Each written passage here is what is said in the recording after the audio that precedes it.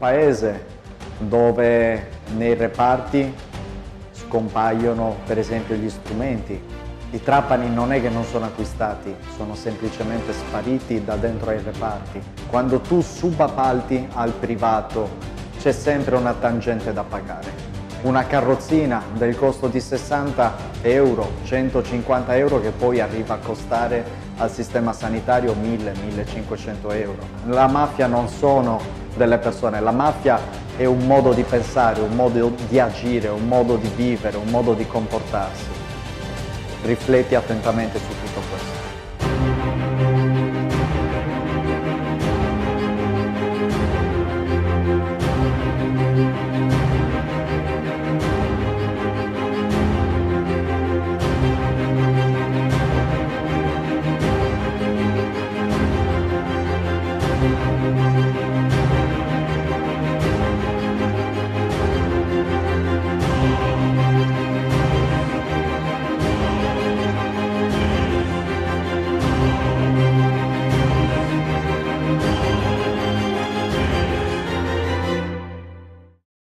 C'è una bellissima frase di Ralph Emerson che dice: non andare dove il sentiero ti può portare, vai invece dove il sentiero non c'è ancora e lascia dietro di te una traccia. Mi sono sempre rifatto ai valori del viaggio. Ho viaggiato per anni l'Europa alla ricerca della verità, disegnato per sempre il percorso che avrebbe realmente aiutato tutte le persone che sarebbero arrivate dopo di me. Ho iniziato il percorso molto giovane, all'epoca avevo 1000 idee per la testa, ogni giorno ho cercato di portare e di trasformare il sogno in idea, l'idea in obiettivo e infine trasformare le azioni in risultato. Dal 2010 aiuto le persone a poter tornare a mangiare e sorridere. Potevo curare 10-15 persone al giorno, ma ho deciso di aiutarne migliaia. Quando ho aperto sosturismodentale.it, il mio attuale blog, ho deciso di mostrare alle persone che mi seguivano quello che era il panorama delle cure dentali in Europa. Le alternative, le strategie per potersi curare spendendo meno della metà della metà. Un dentista italiano era riuscito a entrare dentro a più di 100 cliniche dentali e a scrivere assieme a loro il manuale sul turismo dentale che avrebbe aiutato le migliaia di persone negli anni a venire. Penso che uno dei problemi oggi è il fatto che la TV, i giornali nascondono la verità.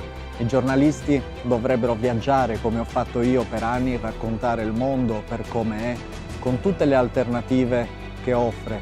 La paura di curarsi in Europa ha costretto migliaia di malati a non poter più né sorridere né mangiare.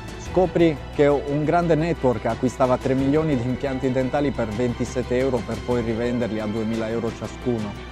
Tutto ciò è consentito, non è uno scandalo. Voler curare invece le persone e far pagare loro quasi il costo del materiale, questo merita la disapprovazione dei giornali, dei media e del mainstream. Tutti contro noi perché facciamo pagare il 90% in meno.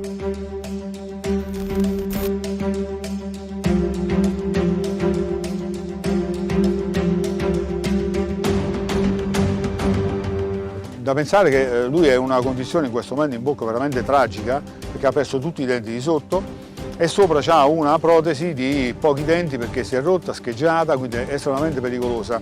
Al di là di non avere strutture, perché non è possibile diciamo, fargli una protesi fatta bene, in quanto bisognerebbe addormentarlo totalmente, perché sennò altrimenti non è possibile, ma oltretutto i costi sono impossibili. Solo per le protesi sopra e sotto, le due protesi inferiore e superiore ci hanno chiesto dai 4 ai 5 mila euro, 250 euro di pensione, 500 d'accompagno e pretendono pure che uno si faccia i denti. I costi in Italia sono proibitivi, non è possibile fare assolutamente una cosa del genere. Inoltre non è che non sia possibile, è possibile, è che non lo fa, lo possono fare solo chi ha soldi. E quindi parliamo di cifre che vanno per un intervento fra i 20 e i 30 mila euro. Avevamo difficoltà a fare delle protesi da 4-5 mila euro, figuriamoci una cosa del genere. È stata una sorpresa per noi perché non abbiamo visto soltanto la possibilità di poter fare questo economicamente, ma anche il discorso di abbiamo trovato un'umanità e una disponibilità fuori dal comune. In Italia c'era un menefreghismo assoluto nei confronti di persone che soffrono questa condizione. Pensate di stare senza denti? Cosa si mangia? Pappine, purè, o comunque per chi gli è vicino, diciamo, avere la possibilità di fargli mangiare qualcosa di diverso, come un pezzo di carne, significa starlo a stropicciare continuamente con forchetta e coltello per renderlo morbido e darglielo, quindi significa che un pezzo di carne ci si mette 2 ore a mangiarlo. Può esistere una persona che non riesce a comprendere cosa significa avere in bocca dei denti e cosa significa non averne per nulla. Quindi diciamo, da questo punto di vista io mi auguro che veramente qualcuno possa fare qualcosa nei confronti di queste persone che sono abbandonate a loro stessi. Si sorride alla donna o all'uomo che si ama, alla donna che magari si sogna di sposare un giorno, si mangia e si mantiene la salute del proprio corpo. Come vedere e sentire se uno di questi bisogni primari viene intaccato, la qualità della vita stessa peggiora. Non si sta parlando di avere i denti per poter fare la modella, ma si sta parlando di un diritto umano, del diritto a nutrirsi, un diritto che dovrebbe essere garantito da tutte le costituzioni di ogni nazione in questo mondo. Considerare la cura della bocca come una cura accessoria è violenza dei nostri diritti fondamentali. Perdere i denti non è casualità. Talvolta la causa è un trauma, un incidente stradale, la scarsa prevenzione, altre volte la causa della perdita di denti è una condizione di predisposizione genetica chiamata volgarmente piorrea. Il paziente è carente di un fattore, l'interleuchina 1, importante scudo di difesa dagli agenti infiammatori batterici. Dare le cure gratuite ai propri cittadini porta sul medio e lungo termine una nazione a guadagnare dei soldi.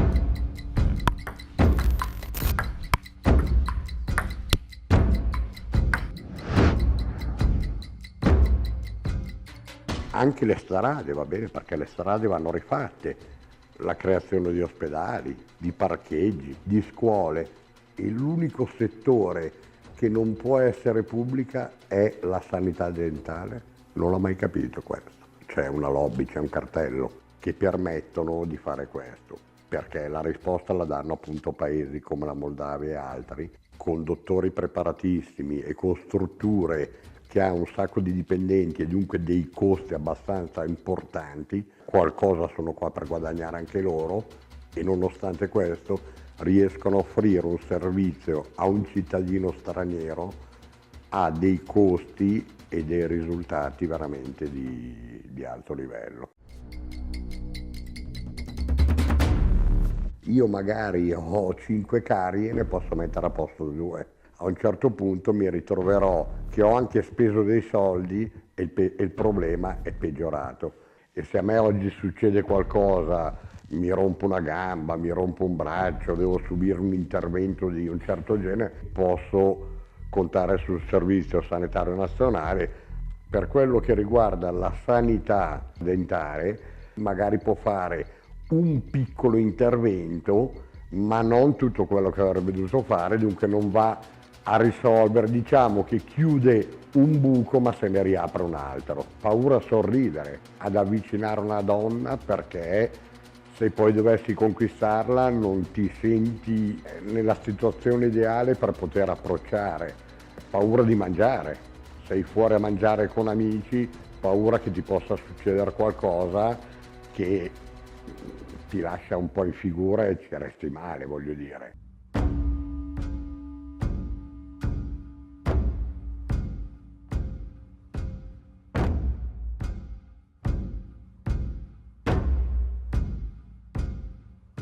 Ho sentito dire per esempio in Germania che ci sono dei controlli che tu devi fare regolarmente ogni 6 mesi, salvo perdere il diritto alle cure del servizio nazionale.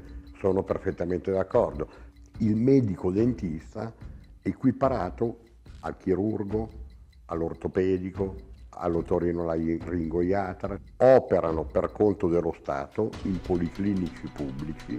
Il ricco del caso che vuole andare a spendere 100.000 euro per rifarsi una bocca perché vuole i denti in platino, lui può andare, però l'importante è che esista un servizio sanitario nazionale che possa andare a toccare le persone che non hanno, nonostante sono dei lavoratori e pagano le tasse, non hanno la possibilità di intervenire. Se tu vai a dirgli vado in un paese straniero, che sia la Moldavia, che sia l'Albania, ma là usano materiali scadenti, non sapendo cosa dire si arrampicano sui vetri con queste giustificazioni.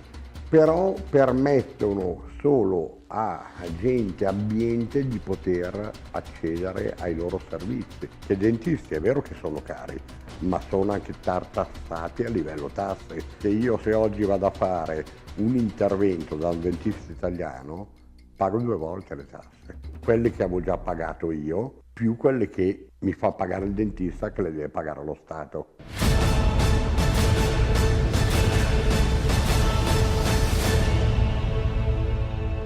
La colpa è sempre dello Stato. Sono state lanciate pubblicamente delle iniziative per regolamentare i minimi tariffari o riportare comunque ai minimi tariffari.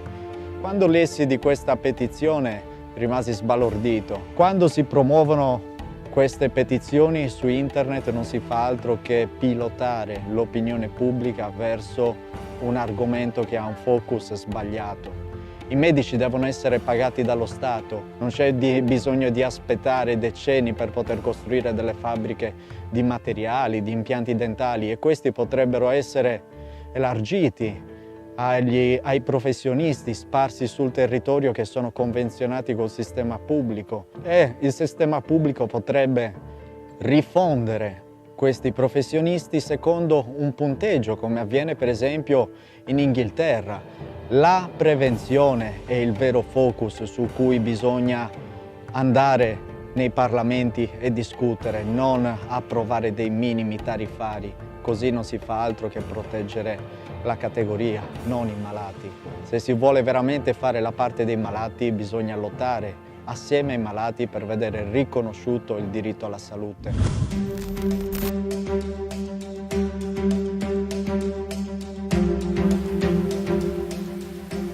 Mi chiamo Luca, mi trovo in Moldavia per curare un problema mio usando internet.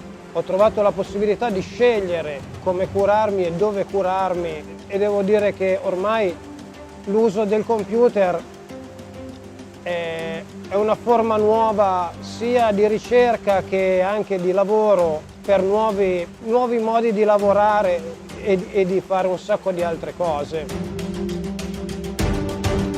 Al giorno d'oggi è possibile anche col solo WhatsApp interagire con il medico che sta magari dall'altra parte del mondo e seguire anche l'evoluzione o la guarigione di parecchie patologie, diciamo.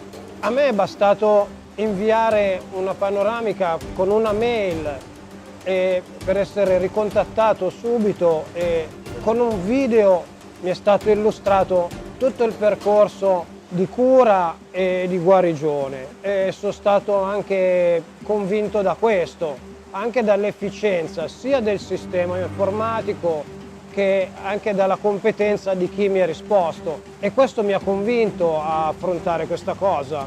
Siamo arrivati a un punto che possiamo decidere dove, quando muoverci per fare anche le cure mediche, perché ormai il supporto tecnologico è arrivato a un livello tale che c'è anche uno scambio dati, anche medici, e il mondo è sempre più piatto, perché ormai non conta più la vicinanza del personale, è ormai cambiato il modo di lavoro. Si può inviare dall'altro lato del mondo, si possono avere i dati dei miei denti e costruirli, intanto io aspetto a casa, e quando è il momento posso con un aereo in poco tempo raggiungere il centro e farmi fare il lavoro di cui ho bisogno.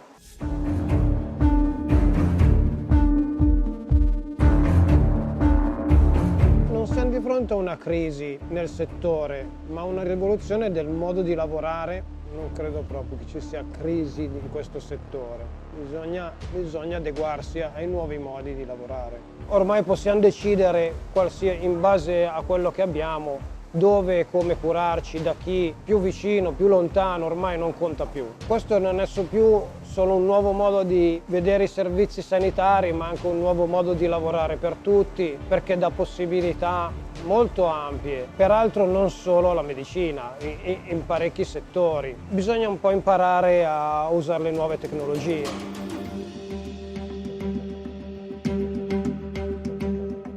Alla fine la conferma alla validità di queste cose arriva da sola, perché è la gente stessa che poi porta testimonianza. È questo che conta, perché dopo tutte queste cose nuove vengono prima prese in giro, la gente è malfidente, non crede, sembrano delle cose false. E quando la gente la prova poi porta testimonianza a quello che è accaduto ed è quello che la fa diventare valida. Cioè la rende famosa, la validità deve essere alla base della struttura e c'è sempre scetticismo da parte di tutti, ma quando la cosa funziona e dà un valore, alla fine prende sopravvento, la gente se ne accorge, magari ci mette un pochino, ma poi diventano importanti. Crisi non vuol dire che un mestiere non sia più valido, ma semplicemente che sia cambiato. Questa è una crisi dell'intero sistema.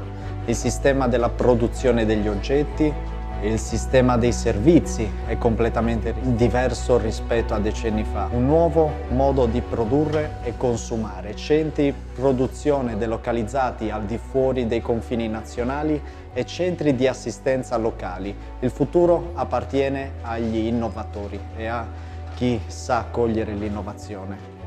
Con le cure transfrontaliere o turismo sanitario si apre una nuova opportunità che mai era stata possibile fino ad oggi. Tutto ciò senza informazione non sarebbe stato possibile. Internet ha reso in definitiva il mondo molto più piatto. È possibile venire a conoscenza di servizi che permettano di risparmiare fino al 90%, oppure è possibile acquistare prodotti sotto costo che stanno dall'altra parte del mondo. È possibile fare tutto questo con un click.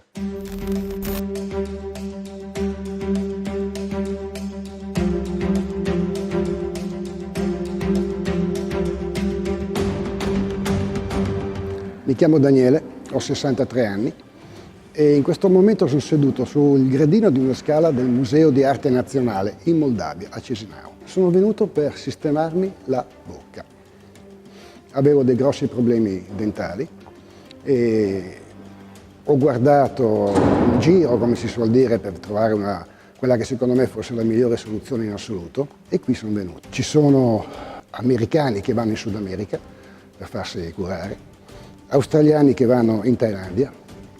Io sono un cittadino italiano che vive in Thailandia, quindi posso dire che ci sono pseudo thailandesi che vanno in Moldavia, e sono l'esempio classico. Molte persone ormai si stanno decidendo a spostarsi, perché i costi nelle loro nazioni, il costo della vita, li obbliga a spostarsi.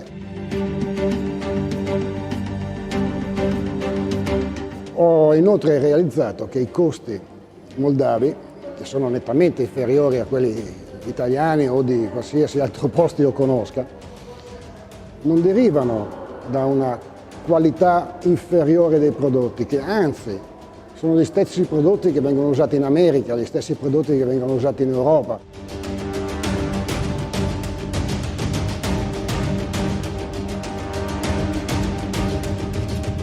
La gente si muoverà sempre di più, secondo me, perché molta più gente verrà messa a conoscenza della possibilità di muoversi e quindi ne approfitterà.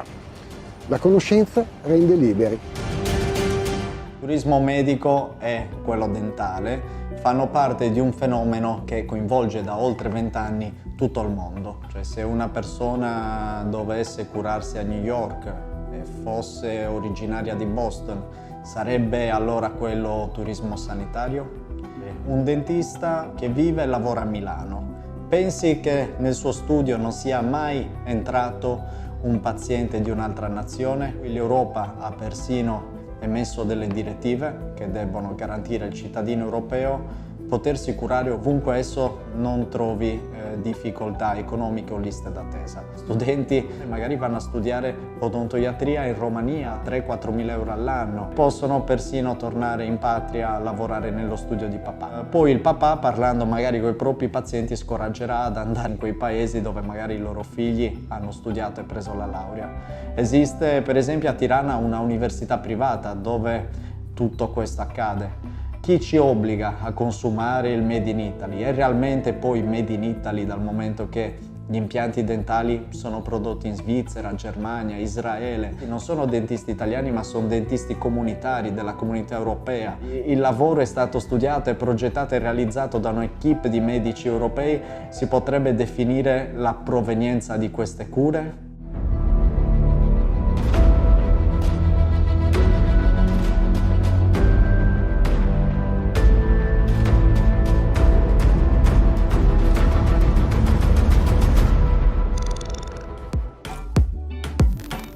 La gamba destra dietro, quando io porto la mia sinistra e tu porti la tua gamba destra. Vai.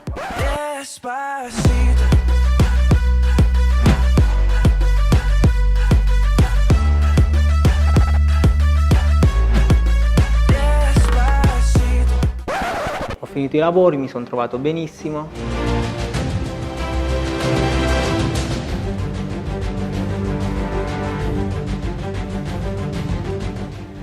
Dopo tante cure, infatti anche se sono giovane, mi hanno rovinato alla fine, perché con tante cure sbagliavano, andavo da un altro dentista, mi ritrovava con i problemi, però difendeva gli altri colleghi e quindi mi ritrovavo sempre a rovinare di più la mia bocca e arrivare a fare questo lavoro che ho fatto qui.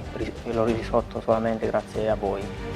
E alla fine non capisco perché in Italia i dentisti non fanno altro che difendersi l'uno con l'altro e non dire il problema e accettare il lavoro che è stato fatto male.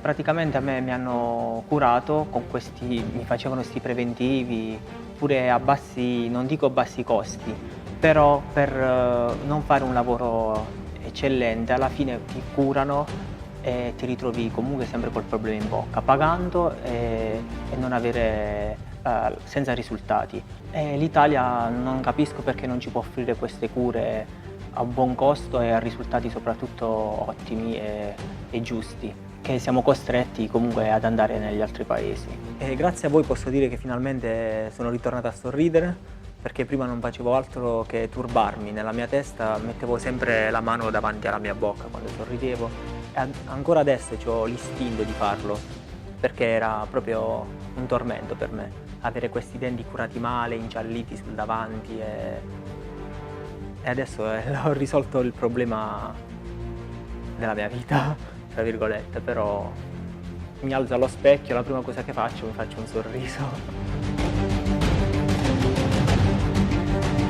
Dopo tante cure che ho affrontato nel percorso della mia vita, non riesco a capire come mai gli ordini dei medici non tolgono la licenza a chi opera male nel loro campo. Quindi ci rovinano alla fine sia biologicamente che economicamente a noi pazienti.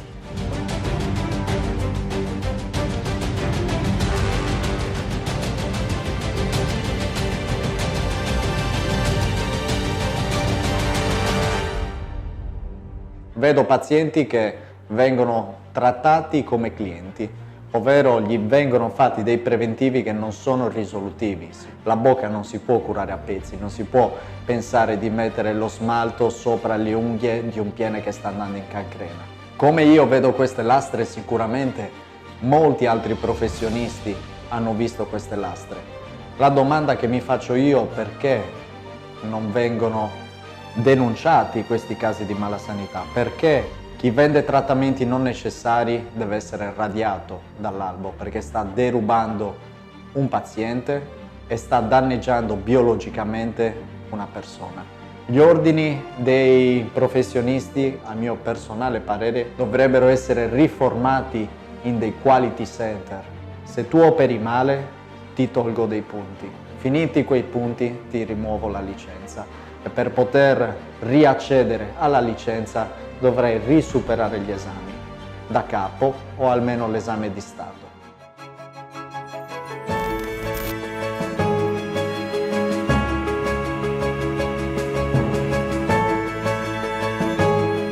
Devi andare sempre da un privato, quindi praticamente in Italia la sanità non è che ti danno, insomma, non è che ti danno tanto spazio, ti passano ben poco.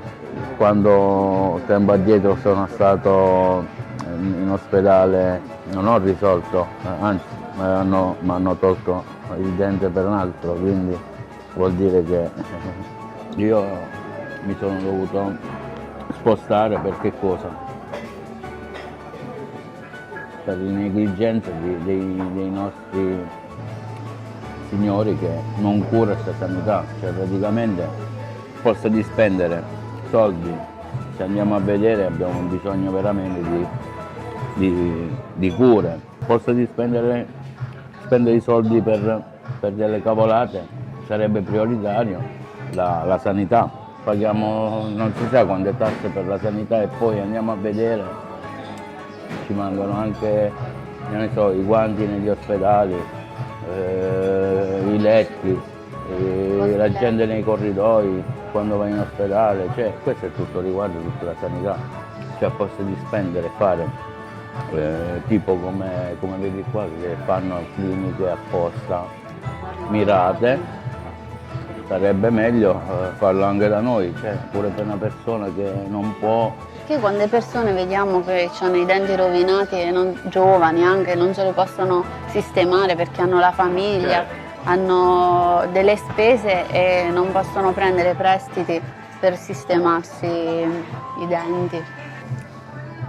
Tutto questo dovrebbe cambiare, secondo me, non solo, anche per il fatto delle spese inutili, che mi serve che tu spendi per, che ne so, per un autista, per un portaborsa, per tutte queste cose, quando invece serve veramente investirli per i bimbi, per le scuole, tutto quello che riguarda, capite, la salute, il benessere.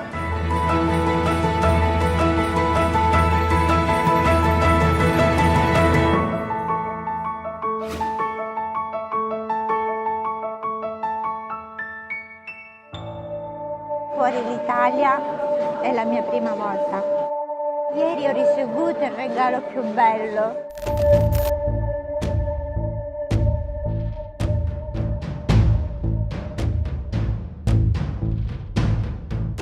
Curati male dal dentista, andando sempre dal dentista, ma portando sempre soldi, ma col tempo curati sempre male perché non venivano fatti bene, si rompevano, poi lasciavano carie interne, radici. Il medico fa un giuramento quando prende la sua laurea, che deve aiutare la persona, non con i soldi, ma umanamente dovrebbe essere. In un intervento ti chiede 1.000 euro e io con 800 non lo posso fare, non ho la possibilità economica e devo soffrire.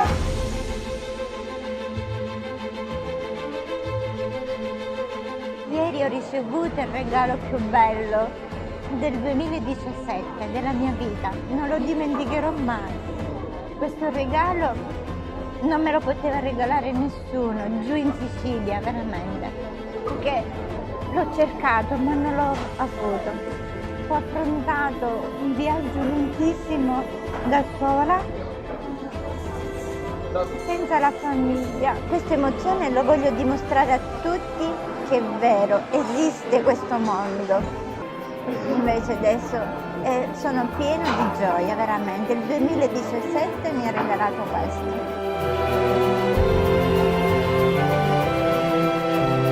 Ho trovato una vera famiglia che mi hanno accolto, mi hanno fatto un provvisorio bellissimo, ho mangiato di tutto ed erano solo provvitori. Ho mangiato pure le noccioline e adesso sono qui a fare il definitivo, sono felicissima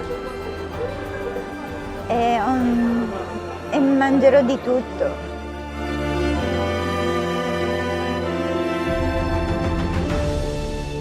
Posto di fare pagare un impianto tantissimo e farvi voi le ville, le case, cioè diminuite un pochettino tutte cose e date anche a noi un briciolo di vita. Una non viene da voi perché vuole essere bella esteticamente, ma pure perché deve stare bene.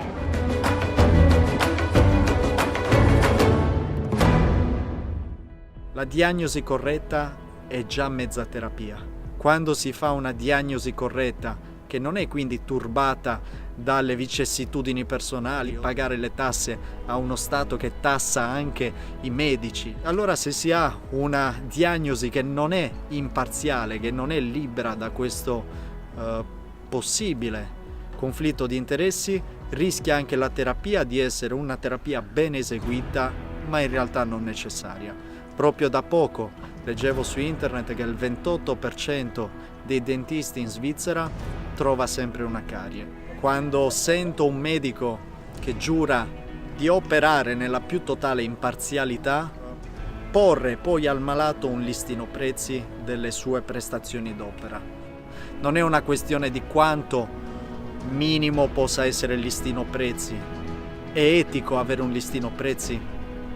È etico far pagare a un paziente che ha già pagato fior di 1.000 euro durante la sua vita con le tasse una terapia medica che dovrebbe essere garantita dalla Costituzione come gratuita?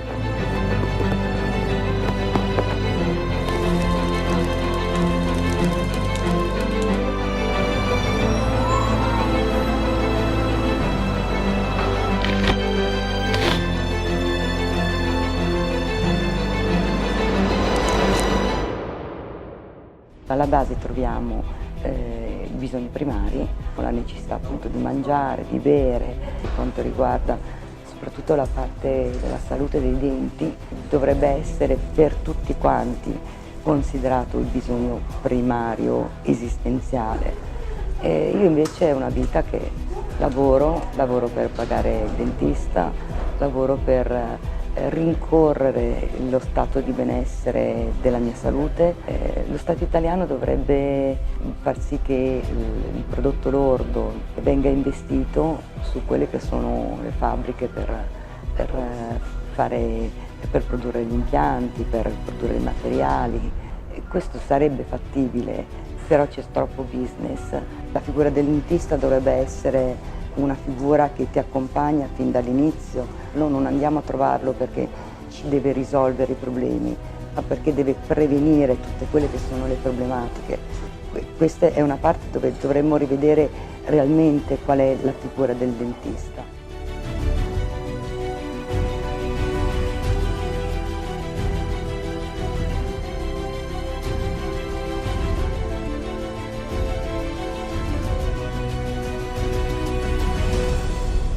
Delle cure che dovrebbero essere un diritto senza dover pagare, ma noi andiamo dal dentista come figura di dipendente per noi. Ognuno dovrà apportare quello che sarà la sua conoscenza, non perché viene pagato, ma perché quello è il suo dovere per noi che lo paghiamo, noi Stato. In una situazione di defiscalizzazione non ci sarebbe l'ingiustizia di ritrovarsi a non potersi curare o magari a andare in un altro Stato pur avendo uno stipendio non ti è permesso poter accedere allo studio del dentista perché il tuo stipendio non te lo permette.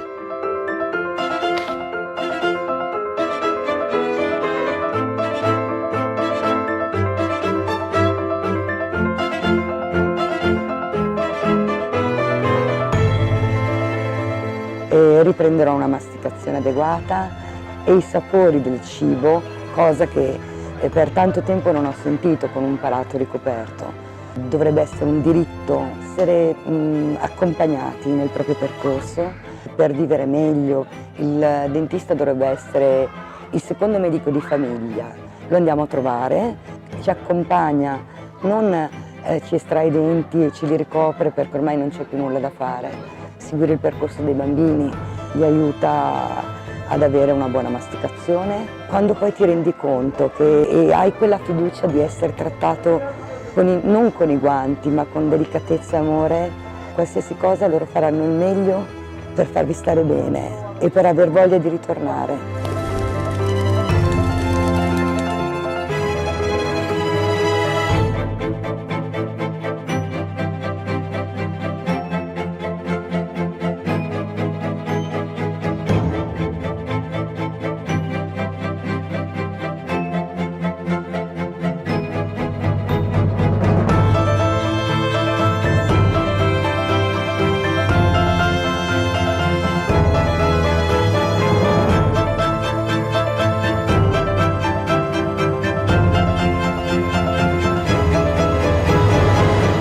Se i pazienti che si curano all'estero stiano facendo una cosa giusta o sbagliata. La vera domanda che dovremmo farci è perché le persone vanno all'estero a curarsi. Questi sono degli impianti dentali, sono di Claudia, una paziente del Policlinico che abbiamo tolto qualche mese fa dalla sua bocca, una vita passata a lavorare per il dentista. Io me la prendo contro il grande assente, il sistema pubblico. Quando si dice che la sanità è costosa, è mezza verità. La sanità è costosa a seconda del modello di sanità che si costruisce. Ho scritto un libro che parla di come dovrebbe essere strutturata la sanità i prossimi 20 anni e quest'anno stiamo realizzando il primo gruppo consumatori sul territorio nazionale che lotta per il diritto umano alla salute. I pazienti sono molti di più dei medici. Esistono 60 milioni di potenziali malati che possono anche loro associarsi, fare gruppo e avere il loro dentista, il loro medico dipendente che offre loro i servizi gratuiti. Bisogna sbloccarsi e percepire la realtà per quello che è, perché il modo di vedere la realtà è solo uno.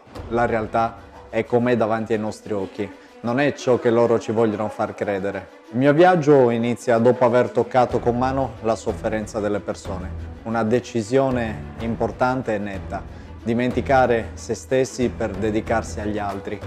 Il progetto è stato molto complesso. La chiave è stata scomporre il progetto in tanti piccoli pezzi. Quando non si sa qual è il proprio obiettivo, la propria meta, dove si vuole andare, spesso si finisce per non arrivare da nessuna parte. Chi mai vorrebbe seguirci se nemmeno noi sappiamo dove stiamo andando? Vivere il proprio scopo nella vita per me significa mettere a disposizione degli altri il tempo e l'intelligenza che mi sono stati donati.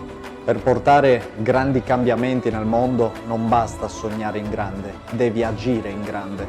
Il piacere deve arrivare dalle piccole cose, dal potersi svegliare ogni giorno e poter lavorare a quello che è il proprio futuro risultato, ma non con la sola ambizione del risultato, piuttosto puntare a lavorare sull'eccellenza.